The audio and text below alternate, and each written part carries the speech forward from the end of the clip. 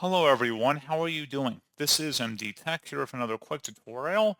In today's tutorial, I'm going to show you guys how to see all of your unused apps on your Android phone. So whether it's a Samsung Galaxy or Google Pixel or another Android-based device, in today's tutorial, I'm going to have you guys covered. And without further ado, let's go ahead and jump straight into it. So all you have to do is open up your phone and then just swipe up on your home screen and select the settings gear icon. And now you want to select the apps button on this page and then go underneath general where it says unused apps. Go ahead and open that up. Any unused apps would be listed in here and you could remove or delete them just by selecting the X next to them. And that's all you'd have to do. So pretty straightforward process, guys. And as always, thank you for watching. I do hope that I was able to help you out and I do look forward to catching you all in the next tutorial. Goodbye.